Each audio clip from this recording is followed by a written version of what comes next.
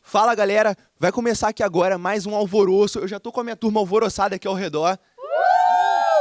E aqui nós falaremos de alguns temas que nós vamos lidar lá na vida, que são coisas que nós precisamos saber exatamente o que fazer de acordo com a perspectiva cristã. Como que nós vamos responder a situações polêmicas do nosso dia a dia, o que que nós vamos dizer, que base bíblica nós teremos, e tudo isso vocês verão aqui nos próximos minutos. Então fiquem com a gente, porque vai começar mais um alvoroço.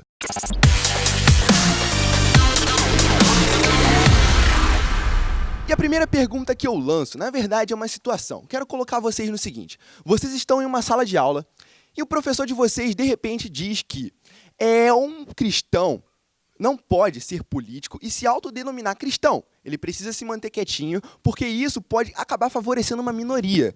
Eu quero saber de vocês, se Jesus estivesse aqui em carne e osso presente do nosso lado, o que ele diria numa situação dessas? Tem a opinião do professor, né? O professor ele vai colocar a opinião dele. E tem aquilo que a palavra de Deus nos orienta enquanto cristãos, né? O que a Bíblia orienta para os cristãos é que não existe nada neutro na nossa vida. Nem comer, nem beber, né? Tudo que nós fazemos é para a glória de Deus. E a política, os atos políticos, a participação política, ela é um ato humano, né? Nós não deixamos de ser humanos, não deixamos de ser cristãos para exercer essa função na sociedade. Então, é complicado, né? Como é que você vai ser um político e deixar de lado a sua fé? Tudo que você faz, tudo que envolve a sua ação, ela tem um objetivo que é glorificar o nome de Deus. Então, a opinião, aqui eu estou dando uma perspectiva espiritual, né? Assim, estou dando essa perspectiva bíblica, né?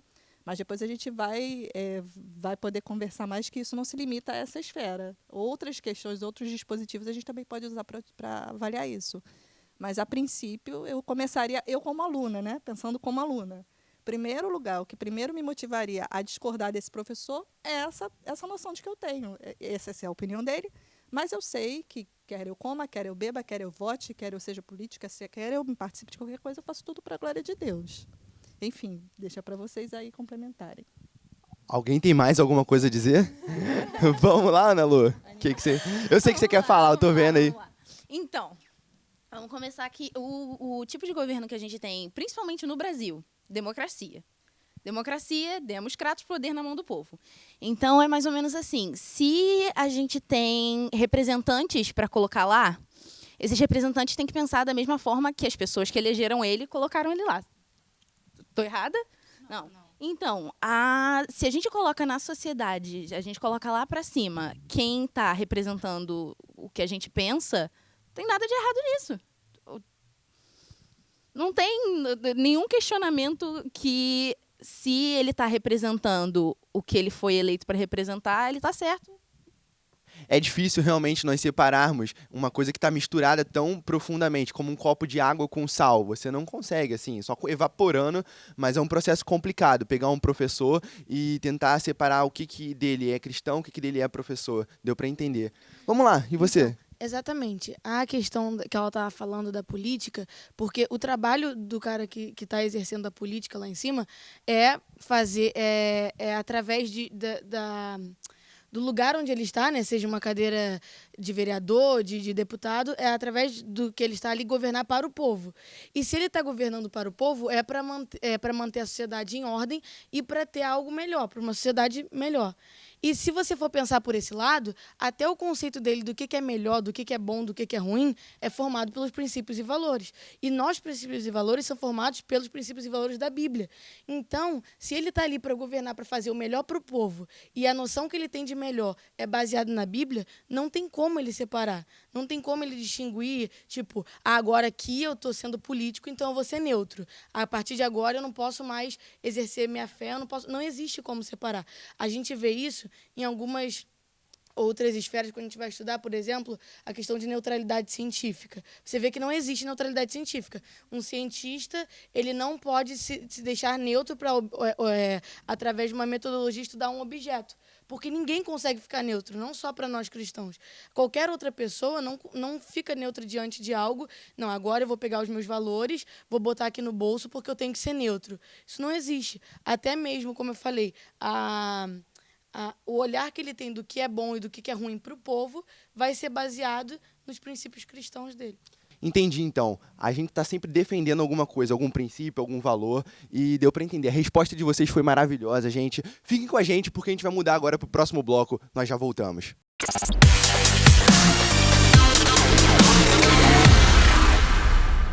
Estamos de volta e agora nesse segundo bloco eu quero tocar num assunto com vocês e colocar essa galera alvoroçada aqui ao redor numa situação real que pode acontecer lá fora, nas escolas, nas faculdades, onde quer que tenha um professor que toque no assunto da política, como nós já estávamos falando, e pergunte ao seguinte aos alunos: a religião ela deve se misturar com a política? Nós ouvimos tanto falar disso e me diz aí qual a opinião de vocês. O que vocês fariam na hora que um professor tocasse nesse assunto? Então, a gente tem que pensar no seguinte: o que é política?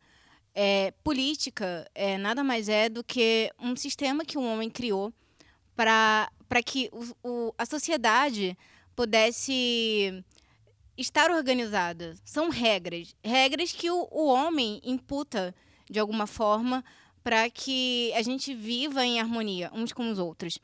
Só que a gente tem que entender que a gente é cidadão do céu, que a gente está aqui temporariamente e que em algum momento nós vamos subir para o reino real, o reino de Deus.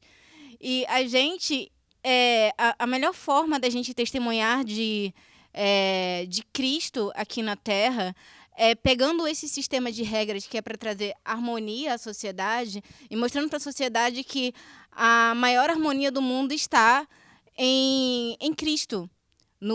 Na palavra dele. São as regras dele que vão trazer realmente harmonia à sociedade. Renata, e isso que você falou é interessante, porque muitas vezes as regras da Terra colidem com as regras do céu. Exatamente. E a gente tem situações, problemas que surgem daí, né? Como, por exemplo, um professor querer falar de Jesus numa aula, mas bate de frente com as regras da política. E aí, Ana Lu? Mas então, o que eu primeiro pensei quando a Renata estava falando é que se você pensa em regras para convivência em qualquer sociedade ao longo do tempo.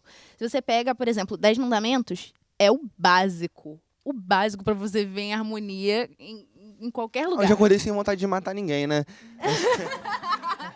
Não, é complicado. Não, assim, não vou dizer que é fácil seguir e tal, assim, não ter vontade de matar seu irmão de vez em quando.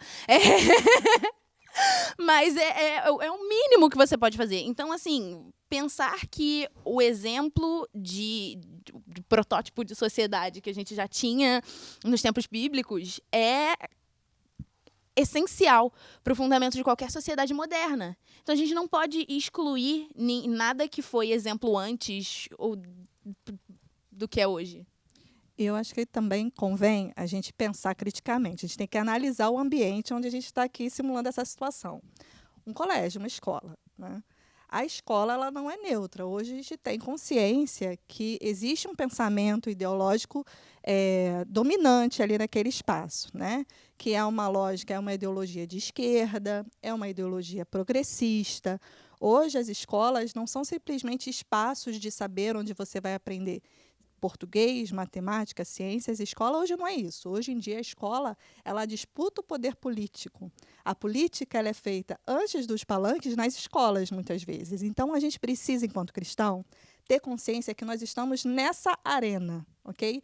E que muitas vezes esse tipo de argumento é pura e simplesmente um argumento usado para nos constranger a não termos convicção das nossas crenças e valores. E eles têm o padrão deles, e eles têm o direito de eleger representantes, segundo... Estamos numa polis, né? Estamos num espaço político, estamos num ambiente secular, então eles têm direito a eleger os representantes deles e agirem de acordo com o que eles creem.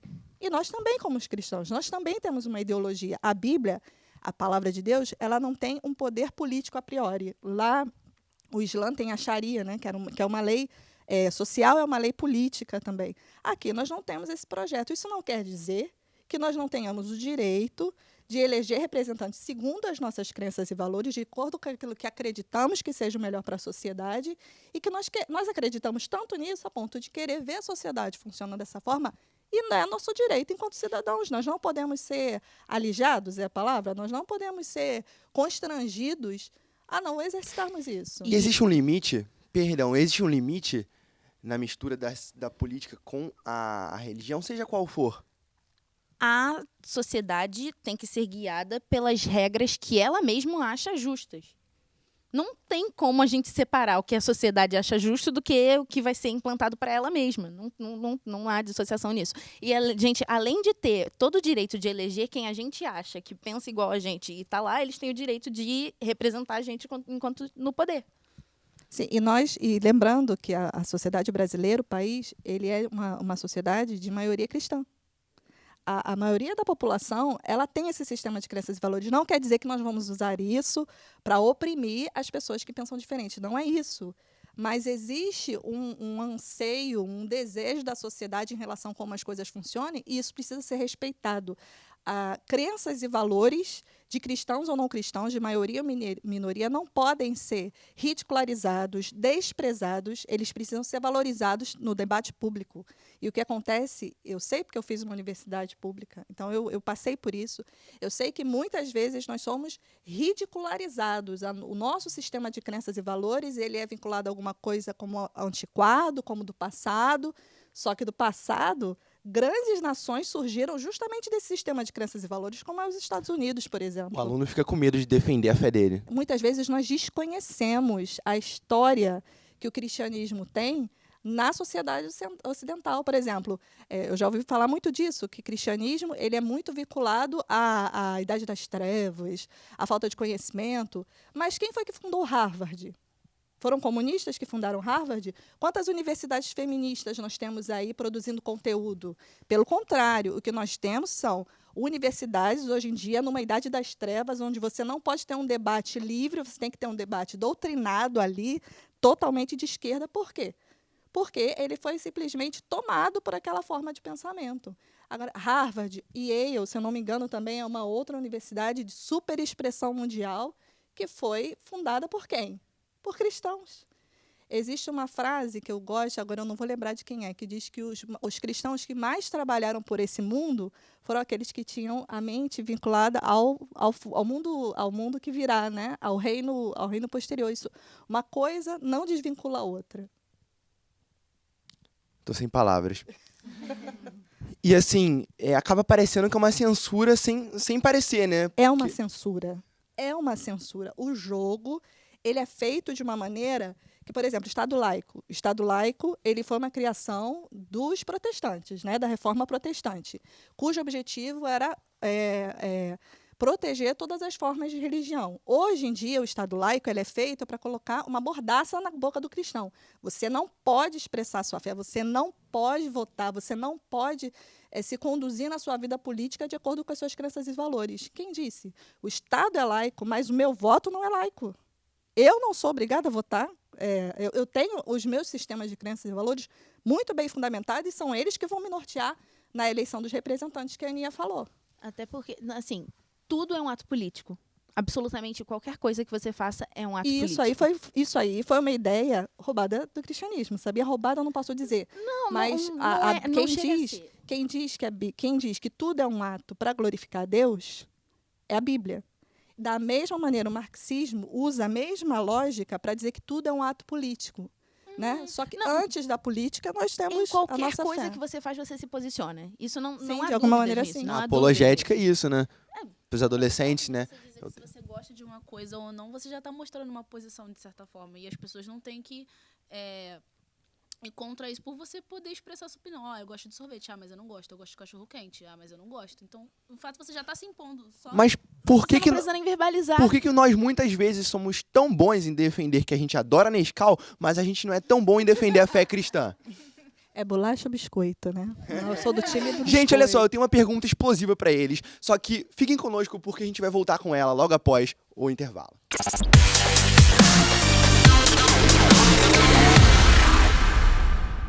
Fala galera, eu sou o Pedro, estamos aqui na Advec. Olha, todo domingo tem EBD às 9h30 e agora vamos iniciar um novo trimestre, o último trimestre do ano, nova revista, novo conhecimento. Vem, tem classe para jovem, para adolescente, para novo convertido, para todo mundo. Vem!